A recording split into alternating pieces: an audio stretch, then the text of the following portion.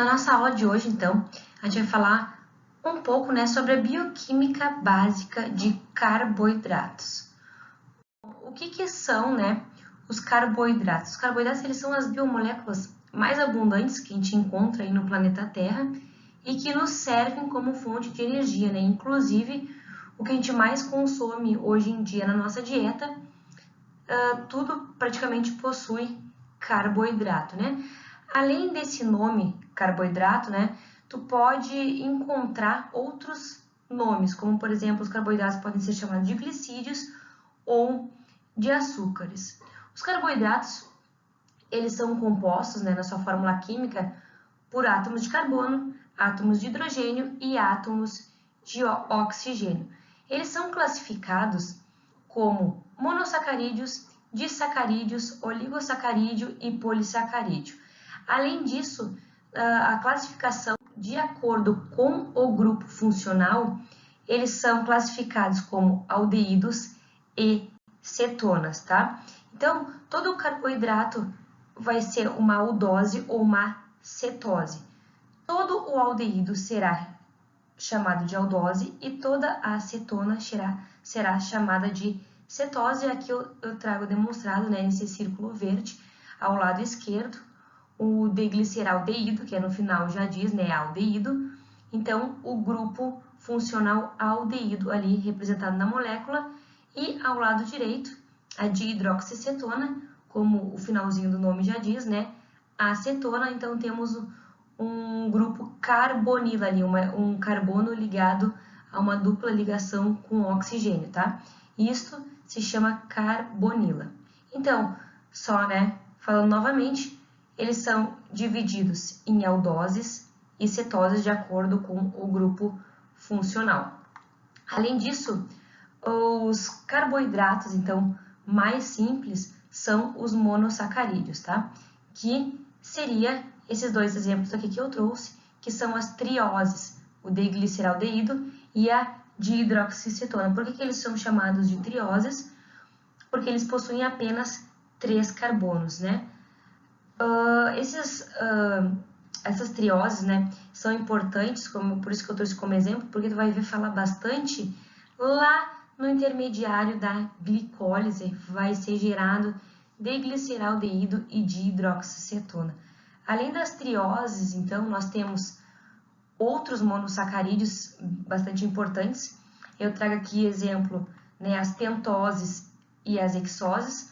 Um exemplo de pentose é a ribose. As pentoses são bastante importantes também, porque depois nós temos um metabolismo próprio, das pentoses. E as hexoses, que são as mais famosas, a glicose e a frutose, que também vão participar posteriormente, quando ingeridas, na via glicolítica lá no nosso metabolismo.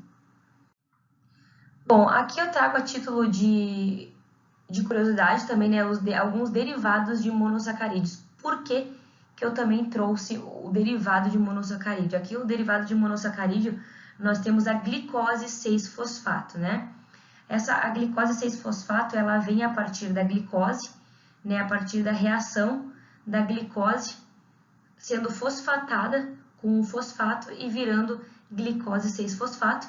E essa molécula, esse derivado de monossacarídeo, ela tem uma grande importância metabólica também. Essa é a primeira reação lá da via glicolítica no nosso metabolismo, E por que ela tem uma importância metabólica?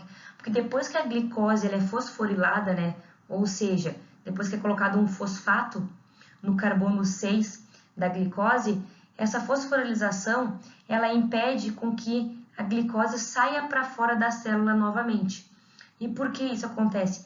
Porque quando ela recebe o grupo fosfato, a molécula vai ficar carregada negativamente, porque o fosfato possui um íon negativo, Então, as moléculas carregadas negativamente, elas não atravessam as membranas, sem o auxílio de um transporte adequado. E o nosso corpo, ele não possui esse transporte adequado. Então, uma vez a glicose fosfatada, ela não vai mais sair da célula e vai ser obrigado a ocorrer lá a glicólise, mas isso depois, vai ser melhor explicado. Eu só trouxe aqui já para você ficar sabendo né, que existe os derivados de monossacarídeos. E um deles aqui, então, é a fosforilação. Bom, a gente falou, então, dos monossacarídeos. Aqui nós temos, então, vamos falar um pouco sobre os disacarídeos. Os disacarídeos nada mais é do que a ligação de dois monossacarídeos, tá? Aqui nós temos o exemplo dos mais famosos, que é a lactose, que é encontrada no leite. E a lactose nada mais é do que a junção de uma molécula de glicose mais uma molécula de galactose. Nós temos a sacarose, que é encontrado no açúcar de cozinha, que nada mais é do que a junção de uma molécula de glicose mais uma molécula de frutose. E também aqui temos a maltose, que é encontrada na cerveja, que são junções de duas moléculas de glicose. Bom, os disacarídeos, assim como os polissacarídeos que eu vou falar posteriormente, eles não atravessam a nossa parede intestinal porque eles são moléculas grandes. A única coisa que atravessa a nossa parede intestinal são os monossacarídeos, que são as moléculas mais simples, tá? Então, os disacarídeos eles não são aproveitados como fonte de energia previamente, tá? Então, eles precisam ser hidrolisados a monossacarídeos para aí sim passar pelo nosso trato intestinal para a corrente sanguínea para gerar, então, depois de ser utilizado como fonte de energia na nossa via metabólica. Bom, aqui eu trago também um outro exemplo, os oligossacarídeos, tá? Que são ligações de 3 a 9 monossacarídeos. Dentre os oligossacarídeos, eu posso dar um exemplo aqui da rafinose, que é encontrada no feijão, e dos fruto-oligossacarídeos, que são encontrados nas frutas. Falamos, então, dos monossacarídeos, disacarídeos, oligossacarídeos. Agora a gente vai falar, então, sobre os polissacarídeos. Os polissacarídeos, eles são divididos em homopolissacarídeos e heteropolissacarídeos. Tanto os homopolissacarídeos quanto os heteropolissacarídeos, eles podem ser encontrados lineares, né, com cadeias lineares ou cadeias ramificadas.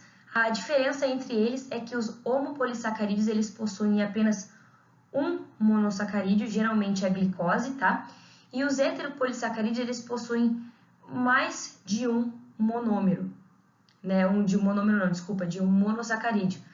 Ou pode ser 2 ou mais monossacarídeos.